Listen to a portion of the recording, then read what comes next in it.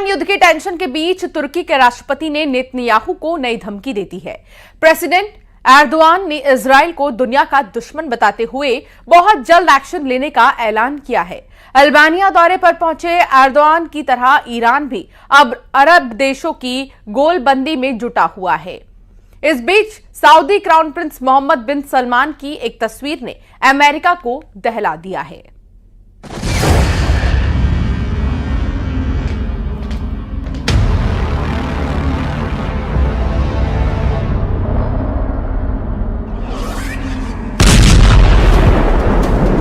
Lebanon की तरफ से हिजबुल्लाह द्वारा दागे गए मिसाइल और रॉकेट लगातार इजराइल को परेशान कर रहे हैं। कुछ ऐसे मिसाइल या रॉकेट होते हैं जिनको हम जाने देते हैं, उन पर अपने संसाधन को खर्च नहीं करते। कई सारी कब्रें यहाँ पर देखिए तबाह हो गई हैं। एक रॉकेट आके गिरा है जिसकी वजह से तबाही का जो मंजर है वो आप देख सकते हैं। यहाँ पर देखिए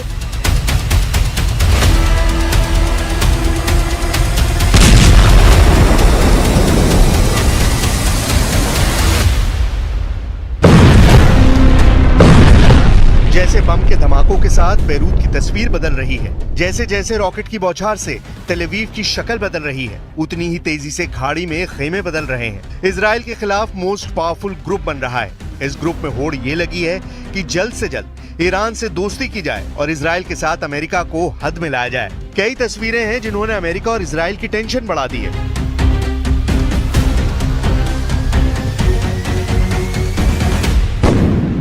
तस्वीर नंबर 1 देखिए, जहां तुर्की नेवी का शिप लेबनान में एंट्री कर रहा है। शिप पर तुर्की के किलर कमांडो एक्शन मोड में दिख रहे हैं। दूसरी तस्वीर अल्बानिया से आई है, जहां प्रेसिडेंट एर्दोआन इजराइल विरोधी गुट के विस्तार के लिए पहुंचे हैं। तीसरी तस्वीर तो ऐसी है जिसने इजराइल और अमेरिका दोनों को थर्रा दिया है। सऊदी अरब के रियाद में क्राउन प्रिंस सलमान से ईरान के विदेश मंत्री की मुलाकात ने अरब वर्ल्ड में नए समीकरण पर मोहर लगा दी है।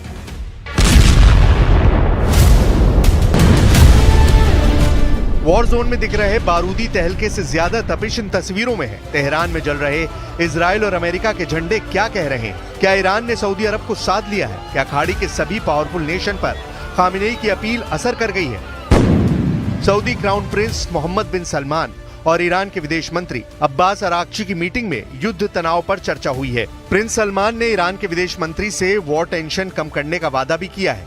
सऊदी प्रिंस से मीटिंग के बाद ईरान के विदेश मंत्री कतर का दौरा करेंगे।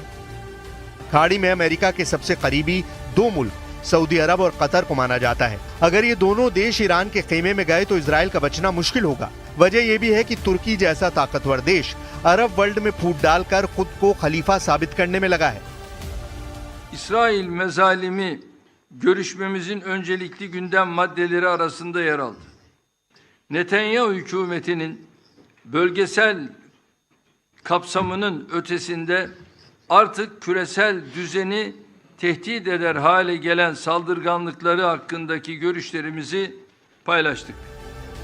उधर डिप्लोमेसी फ्रंट पर इजराइल जैसे जैसे ट्रैप में फंसता दिख रहा है, उतना ही वॉर जोन में उसे झटके लग रहे हैं।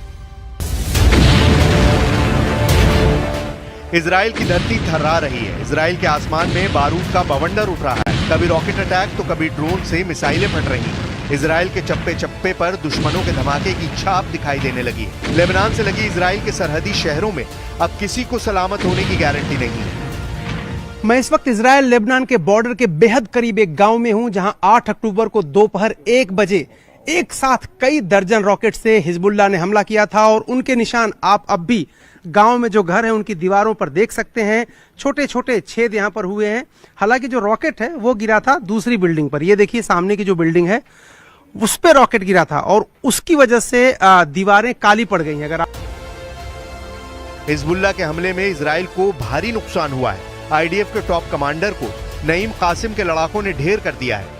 हिजबुल्लाह ने नेतन्याहू आर्मी के बड़े ऑफिसर को मारकर दहला दिया है। इजराइल फोर्सेस की एलन ब्रिगेड की 5030वीं बटालियन के सार्जेंट मेजर रोनी गनीजाते हिजबुल्लाह के हमले में मारे गए हैं। 36 साल के मेजर गनीजाते लेबनान में हिजबुल्लाह के खिलाफ जमीनी हमले में मारे गए हैं। ग्राउंड बैटल में अब तक हिजबुल्लाह ने इजराइल के 12 सोल्जर्स को ढेर किया है। अपने अफसर की मौत के बाद इजराइल ने हिजबुल्लाह के 2 कमांडर मार डाले हैं, जिसमें एक अहमद मुस्तगा अलहाज अली और दूसरा मोहम्मद अली हमदान बताया गया है। हिजबुल्लाह के दोनों top commander anti tank core के कमांडर थे। 2 टॉप कमांडरों की मौत का बदला लेने के लिए हिजबुल्लाह ने इजराइल के कब्रिस्तानों को भी बारूद से पाट दिया।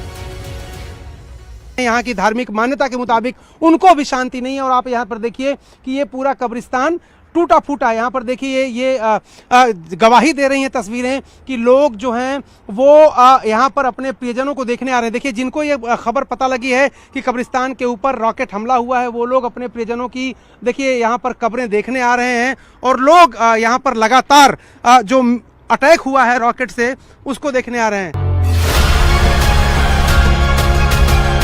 हिजबुल्लाह फाइटर इजराइल के किरियात शमोना से आगे बढ़कर अब बेत हिलेल और मयान बारूज तक मार कर रहे हैं। गैलीली में हिजबुल्लाह के रॉकेट के छर्रे से छलनी दीवारें हर जगह देखी जा सकती हैं।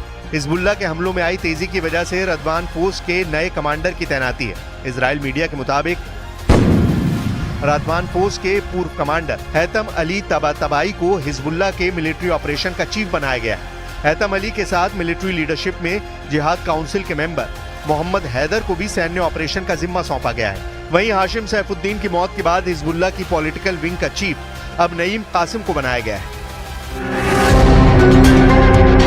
नए कमांडरों की यही तिकड़ी नेतन्याहू से नसरल्लाह की मौत का बदला लेगी, लेकिन अमेरिका के रहते ये मुमकिन नजर नहीं आ रहा है। सुपर पावर ने इजराइल को इतने हथियारों से लैस कर दिया है कि उसे युद्ध में परास्त करना हिजबुल्लाह तो क्या कई देशों के बूते की बात नहीं। ब्राउन यूनिवर्सिटी के कॉस्ट ऑफ वॉर प्रोजेक्ट की एक नई रिपोर्ट से पता चला है कि अक्टूबर 2023 से अब तक अमेरिका ने इजराइल पर 22.76 बिलियन डॉलर खर्च किए हैं। अमेरिकी हथियारों की आपूर्ति में लगभग 57,000 तोपखाने के गोले, तोपों के लिए 36,000 राउंड गोला बारूद, 20,000 M4A1 राइफलें, 14,000 एंटी टैंक मिसाइलें और 8,700 MK82 500 पाउंड बम शामिल हैं। इजराइल के लड़ाकू जेट हों या फिर डिफेंस सिस्टम, सब के सब सुपर पावर के बजट से चल रहे हैं। इजराइल के आयरन डोम और David Sling air defence system के लिए अमेरिका ने $4 billion, Iron Beam laser air defence system के लिए $1.2 बिलियन की मदद दी है। अमेरिका ने इजराइल को 14,100 MK84 unguided 2,000 bomb, 3,000 joint direct attack munition, dumb to smart bomb transformer kit, 3,000 Hellfire missile, 2,600 250 pound GBU 39 छोटे bomb, 1,800 M141 bunker buster bomb, 3,500 night vision device, 200 switchblade drone, 100 से ज्यादा स्काइडियो x drone और 75 joint light tactical vehicle भी दिए हैं। Israel को emergency delivery के लिए $4.4 बिलियन का बजट अलग से रखा गया है। यानी पूरी दुनिया एक तरफ और इजराइल एक तरफ। अमेरिका इजराइल के साथ युद्ध में है, हर तरफ से है, चाहे हथियार हो, चाहे बाहुबल हो, चाहे एटम बम हो। इजराइल को जिसकी जरूरत होगी सुपर पावर वो देगा, लेकिन युद्ध में कभी भी इजराइल को झुकने नहीं देगा। अमेरिका की यही गारंटी नेतन्याहू को सभी दुश्मनों से भिड़ने की पावर देती है। सुपर पावर का इजराइल के साथ खड़े रहना उसकी जीत और वजूद दोनों के लिए जरूरी भी है, वरना बारूद के ढेर पर बैठे इजराइल को ईरान और तुर्की जैसे दुश्मन देश कभी भी जलाकर राख कर सकते हैं।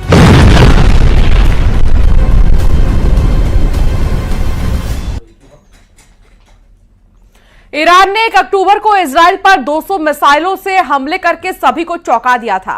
तब से दुनिया भर के वॉर एक्सपर्ट्स ये देखने को बेचैन हैं कि इजराइल ईरान से बदला कैसे लेता है। अब लगभग 9 दिन बाद इजराइल ने ऐसा दावा किया है जो ईरान के ताबूत में आखिरी कील साबित हो सकती है। ईरान पर इजराइल बहुत बड़ा हमला करने जा रहा है और उसकी तैयारी पूरी हो चुकी है।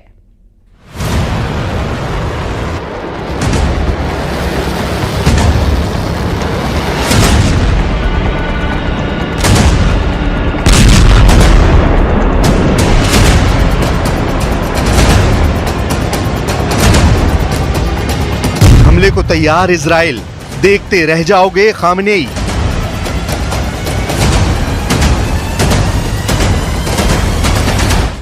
एक अक्टूबर 2024 को भले ही ईरान ने इजराइल पर 200 बैलिस्टिक मिसाइलें दागकर दुनिया को चौंका दिया हो, लेकिन अब ईरान के मिसाइल हमले के 9 दिन बाद खबर आ रही है कि इजराइल अब ईरान का हाल हिजबुल्लाह और हमास से भी बुरा करने जा रहा है। इजराइल में पिछले 9 दिनों से एक ऐसे हमले की खौफनाक और भयानक तैयारी चल रही है जिसके बारे में शायद ईरान को पक्के तौर पर पता नहीं है। इजराइल के प्रधानमंत्री नेतन्याहू ईरान पर हमला करने को लेकर अमेरिकी राष्ट्रपति बाइडेन से 50 मिनट तक बातचीत कर चुके हैं। इधर इजराइल के रक्षा मंत्री योआव गैलेंट ने ईरान पर हमले का ऐसा इशारा किया है जिसने पूरे मिडिल ईस्ट में हड़कंप मचा कर रख दिया है। दावा किया जा रहा है कि इजराइल के इस हमले की भनक मिलने के बाद से ईरान के सुप्रीम लीडर अली खामनेई की रातों की नींद उड़ गई है। जरा देखिए इजराइल के रक्षा मंत्री योआव गैलेंट ने क्या कहा है।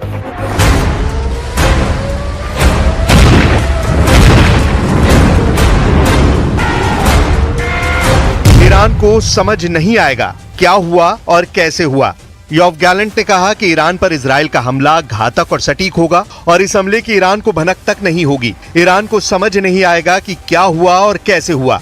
योआव गैलेंट का यह बयान इजराइल पर ईरान के मिसाइल हमलों के जवाब में आया है। सूत्रों की माने तो इजराइल ईरान के प्रमुख तेल ठिकानों को निशाना बनाने की योजना बना रहा है।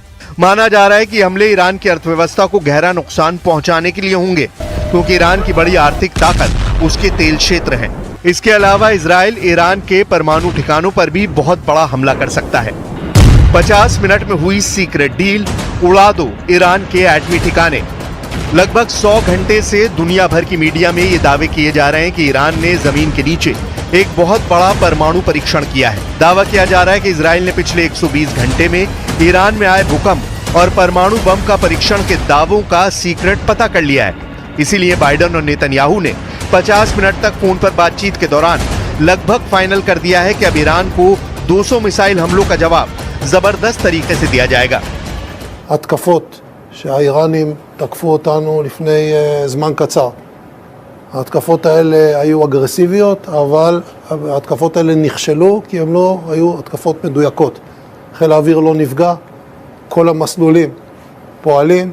भले ये कयास लगाए जा रहे थे कि अमेरिका इजराइल पर दबाव बना चुका है कि वो ईरान के परमाणु ठिकानों को तबाह नहीं करेगा, लेकिन जब से अमेरिका को खुफिया जानकारी मिली है कि ईरान ने भूकंप की आड़ में एटमी परीक्षण ही किया है, तब से अमेरिका अब इजराइल को उसके एटमी ठिकानों पर हमला करने की हरी झंडी दे चुका है।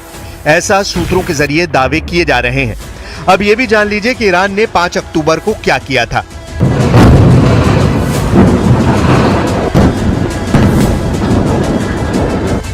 इजराइल के साथ बढ़ते संघर्ष के बीच 5 अक्टूबर को ईरान के सिमनान प्रांत में रिक्टर पैमाने पर 4.6 तीव्रता का भूकंप दर्ज किया गया। भूकंप का केंद्र कथित तौर पर सतह से लगभग 10 किलोमीटर नीचे और एक ईरानी न्यूक्लियर एनर्जी प्लांट के करीब था। ईरान के सिमनान प्रांत के कावीर रेगिस्तान में ईरान ने परमाणु परीक्षण किया है, ऐसे अब दावे किए जा रहे हैं। भूकंप के समय और परमाणु सुविधा के करीब होने के कारण इस बात की अटकलें लगाई जा रही हैं कि ईरान ने परमाणु बम का परीक्षण किया है। दावों के मुताबिक भूकंप का केंद्र सतह से लगभग 10 किलोमीटर नीचे और एक ईरानी न्यूक्लियर एनर्जी प्लांट के करीब था। भूकंप के दौरान जिस तरह की लहरें जमीन में उठती हैं, ये लहरें वैसी नहीं थी। ये लहरें वैसी थी जैसी न्यूक्लियर विस्फोट के बाद जमीन पर चलती हैं। इसीलिए दुनिया भर के रक्षा एक्सपर्ट्स और वैज्ञानिक ये दावा कर रहे हैं कि ईरान ने परमाणु परीक्षण किया है। ईरान ने इन दावों का खंडन नहीं किया है, जिसमें दावा किया जा रहा है कि ईरान ने एटम बम का टेस्ट किया है। यूनिट 9900 का वॉर प्लान, ईरान पर अदृश्य हमला।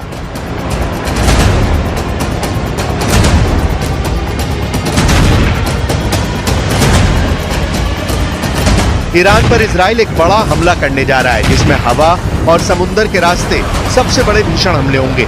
1 अक्टूबर को जब ईरान ने बैलिस्टिक मिसाइलों से इजराइल पर हमला किया था, तो उस वक्त ईरान की हाइपरसोनिक मिसाइल फतेह 1 और फतेह 2 ने इजरायली सैन्य ठिकानों को काफी नुकसान पहुंचाया था। उस वक्त इजराइल का एयर डिफेंस सिस्टम आयरन डोम, एरो 2, एरो 3 और डेविड स्लिंग सभी ईरानी मिसाइलों को रोक नहीं पाए थे। लेकिन इजराइल के रक्षा मंत्री का साफ कहना है कि ईरान का मिसाइल हमला नाकाम रहा है और अब हम उन पर हमला करने जा रहे हैं। जरा देखिए इजराइल डिफेंस फोर्स की जासूसी यूनिट 9900 को लेकर रक्षा मंत्री योआव गैलेंट क्या कह रहे हैं।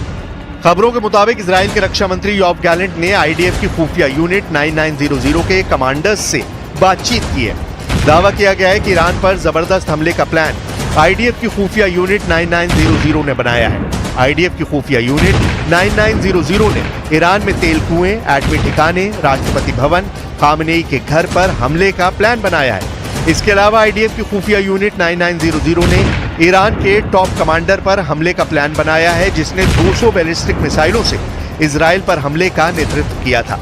खबरें ये भी हैं कि आईडीएफ की खुफिया यूनिट 9900 का वॉर प्लान इतना जबरदस्त है कि इजराइल के रक्षा मंत्री ने इशारों ही इशारों में कह दिया है कि इजराइल अब ईरान पर ऐसा हमला करने जा रहा है कि ईरान को पता ही नहीं चलेगा कि क्या हुआ, कब हुआ और कैसे हुआ।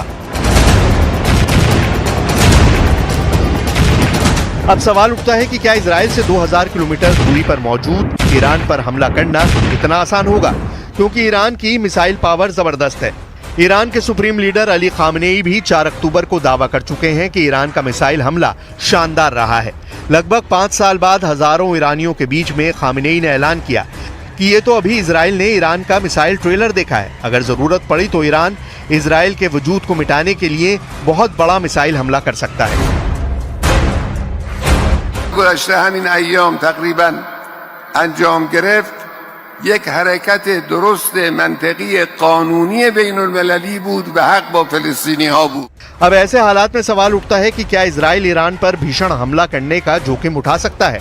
इजरायली मीडिया के मुताबिक अगर इजराइल हमला नहीं करेगा तो आने वाले 5 से 10 सालों में इजराइल का वजूद ही मिट जाएगा, और अगर इजराइल ईरान को तबाह कर देता है तो इजराइल अगले 10 सालों में पूरे मिडिल ईस्ट में सुपर पावर बन जाएगा।